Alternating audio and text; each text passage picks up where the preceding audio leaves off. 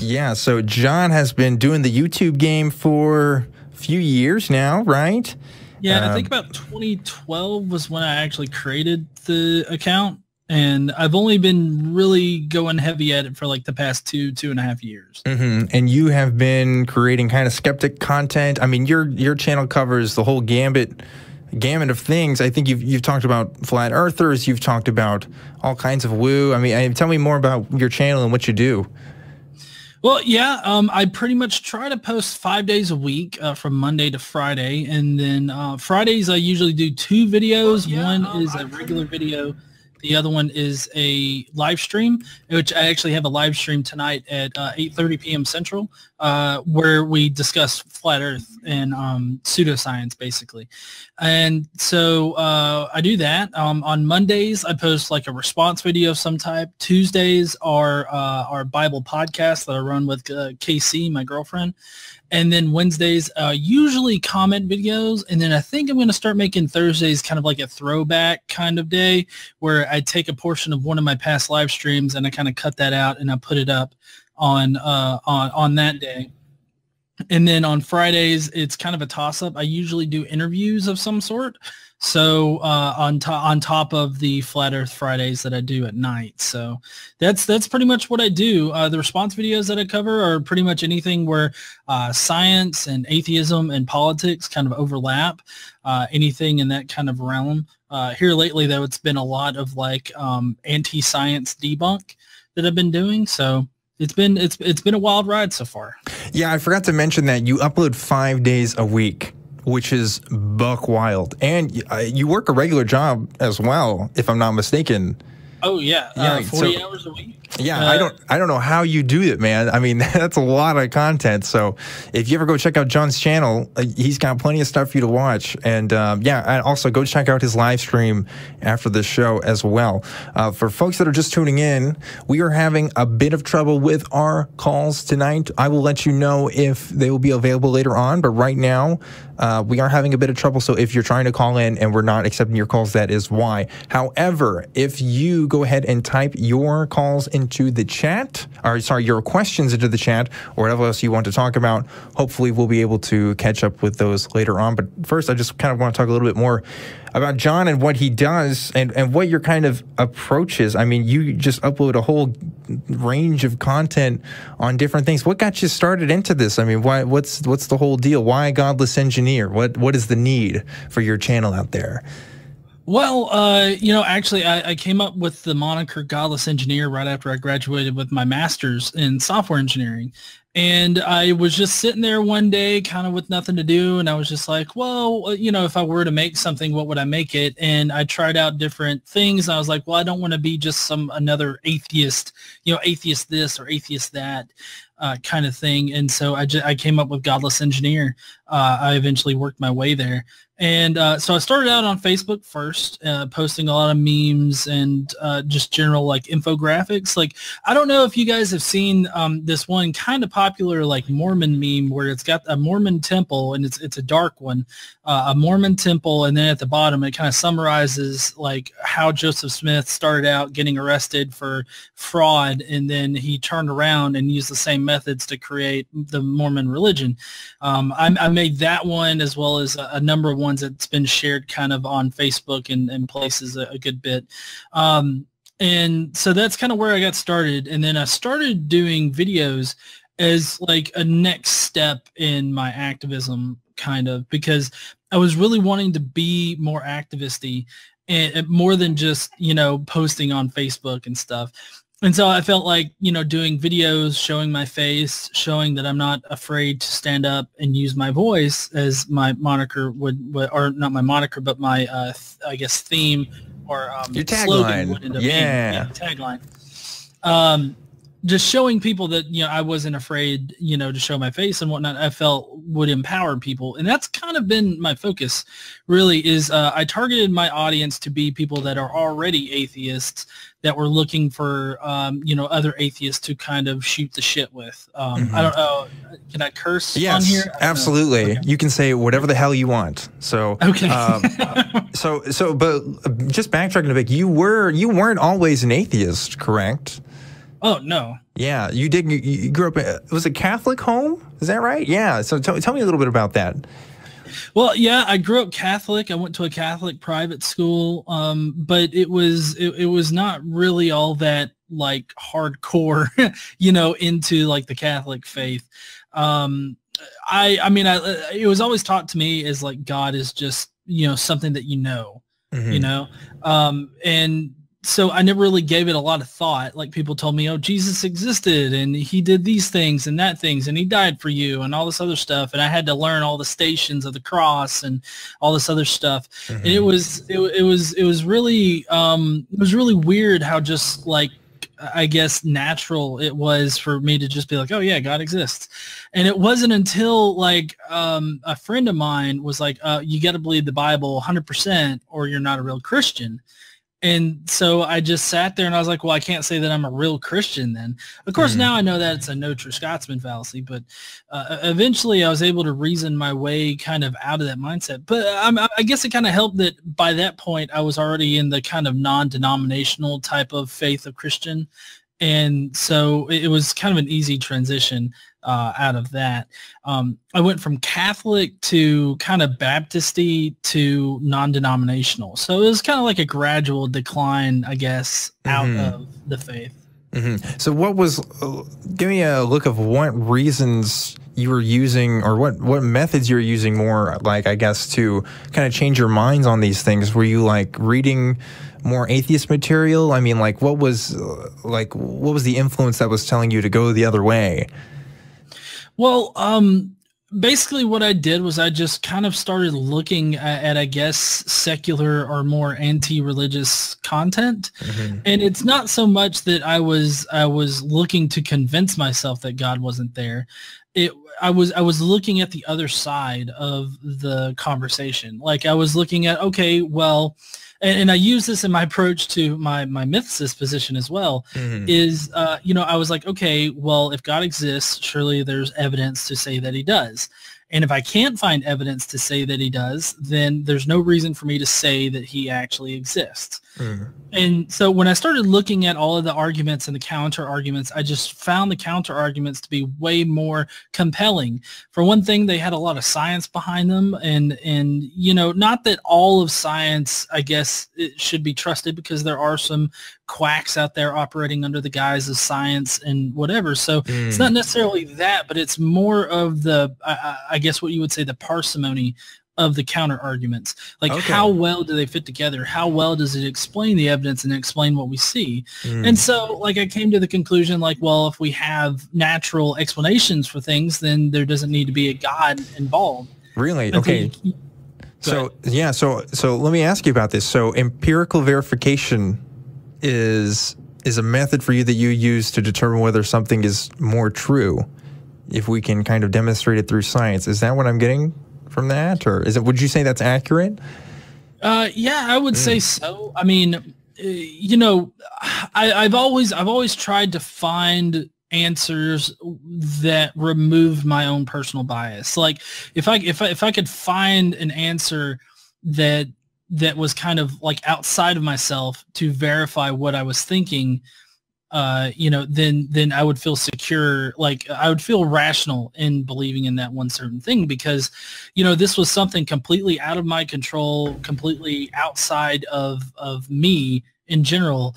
And it was proving that, this thing is true and this thing is false, or this thing isn't true, rather, because it just because something is true doesn't necessarily mean something's false. Like, just because evolution is true doesn't mean that the existence of God is false. Yes. Type of thing.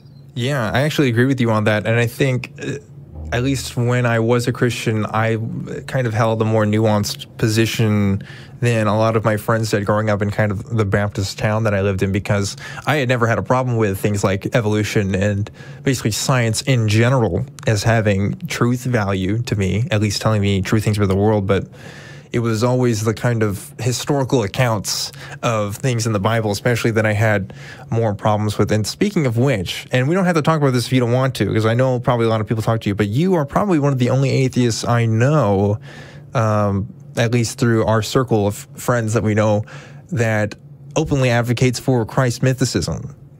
right? Oh yeah, no, Yeah. I love talking about that. Yeah. So like, just give me a brief overview, because like, so as far as me, I wouldn't say I'm more or less convinced of Jesus Christ being a mythical figure. I think that the arguments do hold merit. I'm closer to like 50-50 if I had to give an assessment myself right now. But what do you think for you is the best reason why you believe that Jesus wasn't like a historical figure at all? Well, the way that I approached it initially was that, like, if I'm going to be having these arguments online and I'm going to be saying stuff like, well, Jesus definitely existed, then I need to have proof to show people, like, oh yes, of course, here's the thing. Like, for instance, like with Pontius Pilate, it's not just, oh, he's mentioned, so therefore he existed. It's like we have like physical evidence. Like we have this this Pilate rock where somebody had built, it was a building or something, and they chiseled Pilate and they chiseled in like his rank and all that other kind of stuff. So, I mean, we know that Pilate existed in history, and we know that other figures in history actually existed. But when you critically examine the actual evidence for like Jesus existing, you don't find such solid proof. I mean, you have Paul, who's the first one to actually mention anything about Jesus that we have like writings for and whatnot. And even he never places Jesus on earth. And then if you fast forward to the Gospels, you've got Mark, who never mentions anything about his birth or anything like that. And he has Jesus being inhabited by the Messiah. And then when Jesus dies, the Messiah leaves his body and everything like that. So it's more of an adoptionist kind of gospel. And so it doesn't really take that much more to go to, well, maybe he didn't exist in the first place, because we don't have any clear indication that he did. And we know that legends can develop really quick. And like, if you were to just lazily say, well, he had to exist in order to create it, well, you could say that for like Hercules or Zeus or any of those others that were euhemerized in the past, that were given, you know, historical accounts as their background, but they were actually mythical figures. So to me, it just seems more likely that he didn't exist and that stuff was just made up about a figure from Judaism that was supposed to come back and you know, save the Jewish people. Okay, so I think I would agree with you in the sense that the evidence that people usually cite for it is pretty faulty in my eyes. As far as, yeah, if we're talking about gospel accounts, I am not of the belief that the gospels are a firsthand account of any events of Jesus's life. And, you know, we can kind of date these back to at least like 40 years after Jesus would have supposedly been alive. So going back a bit, I just want to see what would change your mind on that topic. If, for example, we could confirm that the Gospels were actually written in the lifetime of Jesus and were actually firsthand accounts of the events that they purport to describe, would that change your confidence as to Jesus being a real person or not? Well, I mean, if we had actual firsthand accounts that were that detailed. Let's say it's just the four Gospels. Well, right. But I mean, if it was the four Gospels and they were all, and it's like all of them were firsthand accounts, I would still have a lot of questions about that because they're so radically different, you know, in what they teach. So, but I mean, I would concede to say that if like the Mark Gospel, like just the Mark Gospel, because we know that Matthew and Luke were copied from Mark, and then John is a completely separate Christian group that existed way after Mark did. So Mark is the first gospel that we have in history. And so if it were definitively proven that Mark was a firsthand account of Jesus, I think I would be more likely to believe that that was an indication that Jesus actually existed in history than any of the other Gospels. But the problem with that is that it definitely wasn't written until after 70 AD. And it actually espouses the idea that Jesus, or not Jesus, but the Messiah figure was an existent archangel that inhabited this human body of Jesus. And then when the human body died, the Messiah went back up into heaven. So, I mean, still you kind of have this spiritual kind of sense, but I think that it would maybe point to a real historical figure that was like, I'm the Messiah. And he was running around and stuff. But I mean, even then, like, you know, there's still the utter lack of local historians that don't record like that particular kind of Messiah at all in that area. So, I mean, you would still have to wrestle with that, but I think that it would definitely,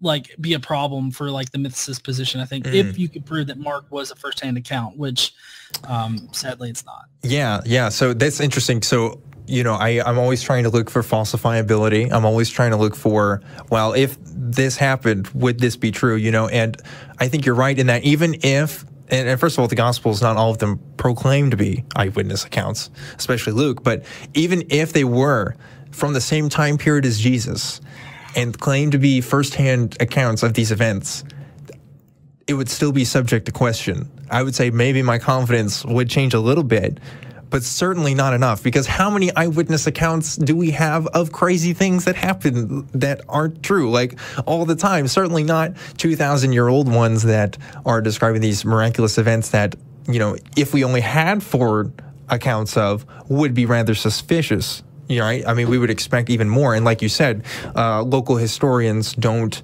as far as we know of, account for the events of Jesus's life.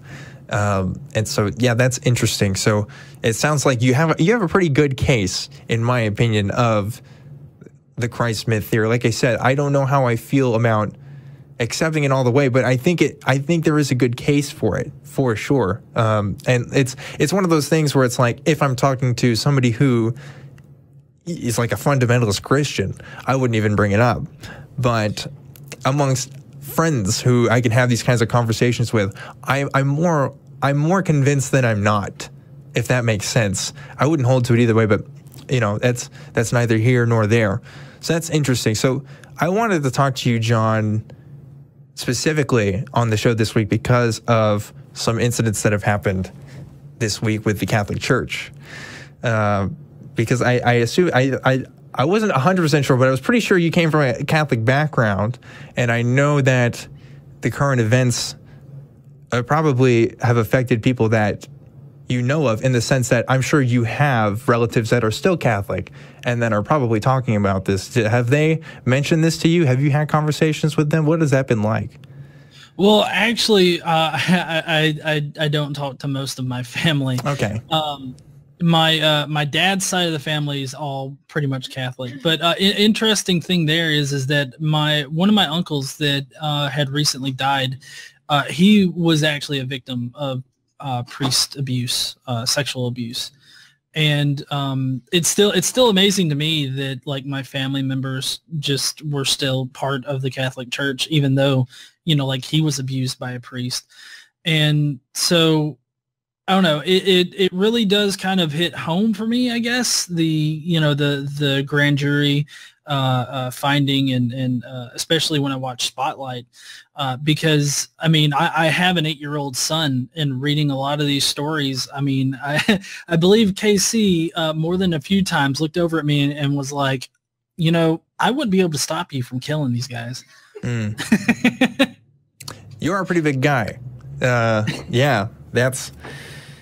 Wow. Yeah, you know, I've read the reports. I haven't read the whole 1,400-page report, mind you. I've read summaries of the reports, and I can't even repeat a lot of the stuff that has come out of that. And it is really, really, I mean, disgusting, if anything. But what I'm interested in this kind of conflict is how people are dealing with the cognitive dissonance of supporting an organization that they know has done these things, but not willing to necessarily leave that organization. And that happens with lots and lots of people all the time for all sorts of things. Don't get me wrong. I'm not picking on people for staying true or staying with something that they've already clearly identified with, clearly have a lot of connections with, family ties with, social ties with, because I had the same problem when I was trying to leave my faith. But what do you think is the rationalization that's going on? Because I know that when you were a Catholic, you knew that this was already a problem, I'm sure. you know, based on past incidences, like what is the mindset that goes on when these kinds of things come up? Well, when I was a Catholic, though, like I stopped being Catholic when I was about 8 or 9 or so. So, I mean, I was pretty well sheltered from all of this. And I didn't even learn about my uncle until he was pretty much on his deathbed, that he had been abused by a priest. But the best example that I've seen has been the Catholic League, actually. Bill Donahue. You know, he recently put out an 11-page paper where he apparently debunks the entire grand jury finding. And the basic basically the mentality that he espoused there was that, you know, denial. I mean, he denies that these kids were ever like abused. He uses straw man arguments in order to say that, oh, the abuse isn't all that bad in the Catholic Church. And because he uses things like, oh, like none of the priests were actually charged with a crime, so they're not actually pedophiles or not actually predatory priests. But it's like the only reason why they're not charged with a crime is because of the statute of limitations. And in reality, like the statute of limitations doesn't matter to reality. The fact is that these priests preyed upon these children, and there's multiple reports and corroborating evidence that cements all of these priests into their pedophile nature, you know? So pretty much it's just been denial and saying that, oh, well, the church, like, don't leave Jesus because of Judas or something like that. Like they harp on the idea that the church is what Jesus made and that it's no single person or it's no group of people. It's not the priests or anything like that. It's the church. But at the same time, the church is like the hierarchy of the priesthood and everything. But people try to focus on the faith rather than the organization. Yeah, I could see that for sure. I mean, like, bad stuff happens in Christian churches all the time, you know. It doesn't have to be this scandalous in nature, but there's controversy and there's drama. And I can even remember my own experiences of being like, well, these people just weren't, they were either Satanists in disguise, they were either not true believers, they were, I mean, there was a whole litany of options you could pick from, but they weren't real Christians. And that was the main point. And I think that's something I've been seeing a lot with these allegations recently as well, of these guys saying like they aren't real Catholics because no real Catholic would be doing this, or, you know, just kind of putting the responsibility on someone else that isn't Catholic for some reason or another, even victim blaming in some cases. And it's wild. I think, gosh, I don't know being a victim of those families, what it must be like to hear that. But I can't imagine it's very good, you know? Yeah, I mean, I know I would be furious about it, especially if Bill Donahue came and said, well, your son actually wasn't raped. It's like, no, he was, okay? So, I mean, I think that the families that are, you know, affected by this and hearing like Bill Donahue speak, or these other people that are like, oh, these weren't real priests, I mean, I think that they would be quite offended because these were priests. I mean, these were people that were respected in the community. There's a really good documentary out there called Mea Maxima Culpa.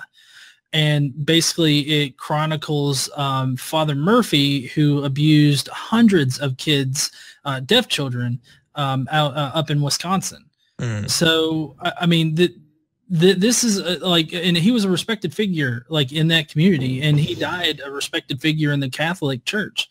So, you know, they want to act like, oh, these weren't real priests or these weren't real Catholics or whatnot. But the fact of the matter is that they were, and they used faith in order to convince these children that what he was doing, what they were doing to them was okay. Yeah, I got in some trouble on Twitter like 2 weeks ago because some people were saying I wasn't a real Christian because I left the faith, and real Christians don't leave the faith because it says so in, can't even remember the verse off the top of my head, but you know, it's this no true Scotsman of, well, you know, if you really had the joy of Jesus Christ in your heart, you wouldn't have never left, because it just compels you to do these things. And at that point, I would argue, well, that becomes almost a scientific claim, because you're saying that I'm physically unable to do something if these certain conditions are met. And that's something that we can kind of test for, right? But anyway, it's an identity thing, in my opinion. It's like, oh, we don't associate with these people anymore. You know, that's what excommunication is all about, right? I mean, it's like, it's trying to keep face with people and saying, no, you can still trust these people. But I don't know, if I was a Catholic in the Philadelphia area, I don't know how I would feel about going to Catholic church the next Mass, even if it wasn't someone in my diocese. I never get that right. You know, I would wonder. At least I would hope that they would wonder, because I mean, that's a safe place for people to go to. Usually, it should be. Yeah. Yeah. Well, I did see a Reddit post actually in the our Catholicism subreddit, and it was a mom that was saying how she is only going to be going to a diocese where they have like the traditional kind of confession booths, where it's like it's where the priest is over here and the other person is on the other side, and they're separated, like clearly separated, because apparently she was part of a church that had, where they didn't have that. It was like they would just go into his office and shut the door, and she just was not comfortable with that anymore, and she wasn't going to let it happen. And I mean, she felt bad about having to do that, but she also has to protect her daughter, and I think that's a smart move on her. And I don't think that Catholics necessarily just need to up and leave the faith in general, but I think that leaving the Catholic organization I think that that's important, because, you know, they funnel money into protecting pedophiles. They still do. I believe they paid out like $4 billion in 1 year recently to, you know, silence victims. And so they have this massive budget to like handle legal like claims and stuff against them, and that's just the sexual abuse claims. We're not talking about like Father John crashed the car into, you know, Leroy walking down the street. You know, this is like sexual abuse cases that they're paying out to, and they're spending $4 billion on silencing victims. Yeah, it's heartbreaking and it's tragic, and I hate everything about it. It's awful. And some of the worst things I've seen are people who are using this as part of their personal narrative, who are saying, oh, like, this is a trial and a tribulation for our church, but we will get past this and we will move on. And these people are gone now, and we just have to, you know, it's one thing to say, yeah, we need to start over and make things afresh, but it's another thing to say that this is all part of a plan. Like I also made a post on Twitter today of something I saw on the r/Catholicism subreddit of someone saying, you know, this actually confirms my faith to be even more true, because Jesus said there would be false prophets, and that there would be people who, you know, are snakes in the church, basically, who are trying to do these awful things. And if any, and my post was basically, if anything can confirm your faith to be true, then it's unfalsifiable. And if it's unfalsifiable, then we can't know it to be true, right? I mean, we can't test it. So, and also that particular prophecy or whatnot is a lot like saying, oh, a black car is going to cross your path. Or something like that, or maybe a black cat will cross your path at some point in your life. Like, I mean, it's so vague that it's like, oh, of course that's going to happen. I mean, you have like the rest of time or at least the rest of the Christian church in order for false prophets and challenges to occur. And it's like, of course they're going to occur. Yeah. I mean, you know, you don't have to tell me, oh, I predict that the light will turn green and it like turns green. That's not a prophetic statement. That's just pointing out something that you know will happen. Yeah. Yeah. Based on previous like signs that we can witness, you know, and not signs, but like observations that we can make. You know, we can make observations and make predictions based off of those observations, and that's not prophecy. It's not magic. That's just science, you know. So it's really fascinating. But anyway, Truth Wanted is a show about communication. It's about talking with people about their beliefs and why they think it's true. And so our phones aren't working yet. But if you have any questions about those kinds of topics, or if you want to hear my opinion or John's opinion about anything, our phones aren't working right now. But you can go ahead and type in our chat, and we'll go ahead and read them, and we'll kind of have conversations about that. So, like I said, if you want to ask me or John anything, or if you just want us to talk about certain topics, go ahead, type it in the chat, and we are more than happy to talk about it. But while we're waiting on people to type those out, John, I want to know more about your way of talking with people, because I know that you do response videos, and I know that you have had conversations with people who do not hold your worldviews. What is your method for doing that? What's your philosophy? Well, as far as the response videos go, those are targeted to a more atheist audience, like a more, or I guess I should say more secular / atheist audience, because that's me having fun with like a video that somebody's put up, and it's like a raw kind of version of me. And Casey's always saying that, like, oh, there's no difference in him in the response videos and what, you know, how he is at home. That's literally how he is, just amplified a little bit. Yeah. And so that's just me having fun. But when I'm actually sitting down to have a conversation with somebody, I try to actually have a conversation with them. You know, I try to let them finish their thoughts or what they're saying. I try not to interrupt, even though that's still hard for me.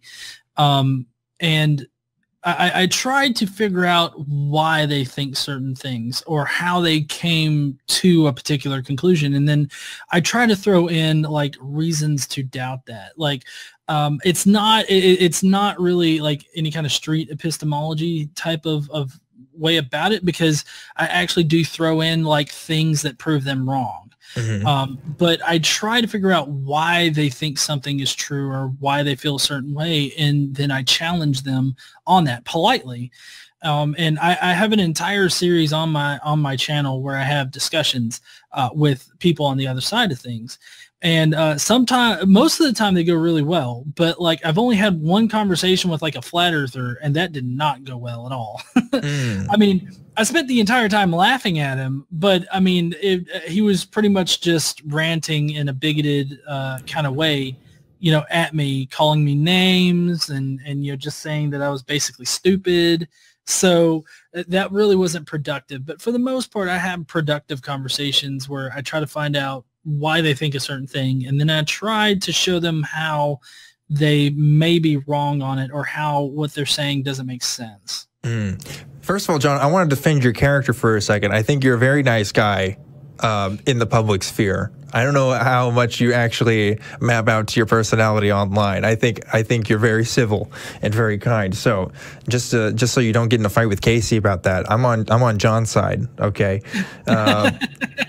So we have a couple different questions here, but I'd like you, if you could just touch on that flat earth conversation, because we did talk about that before, and I want to know what you think went wrong. Do you think that there's something you could have done differently? Do you think there was, you know, an approach that could have been better suited for that kind of conversation? Or do you think with those kinds of people, it's a lost cause? Or what do you think about that?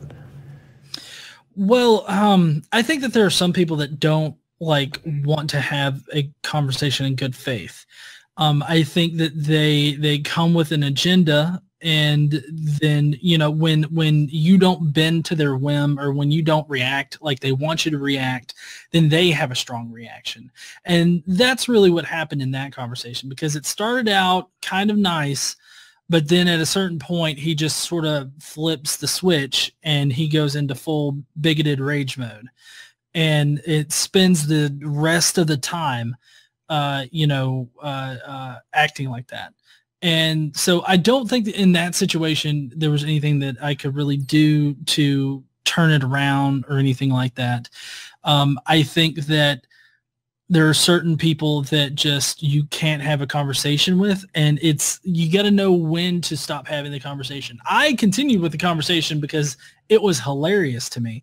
But as far as having productive conversations, I think that you could, like, knowing when to stop having a conversation because you're not getting anything out of it is a very important thing to do. I agree. And here's where I agree with you. I do hold the position that not everybody is capable of having these kinds of conversations, and that there are people who you just really can't talk about these things with. I think it's less people than how many people think there are. Well, let me rephrase that. I think there's more people that we can have conversations with than can't, than what people realize. I do think that context matters, and I do think approach matters, because especially when it comes to religious things, which ties into people's personal identities, oftentimes when those come up, people are often reacting before they're analyzing their statements or what you're saying.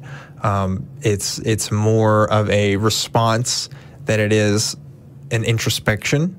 And so those kinds of conversations, if they do happen, I think need to take place in a long form where people can have their chance to kind of react and get it out there, and then just kind of, you know, rationally look at things and analyze the conversation and see if their beliefs change from there.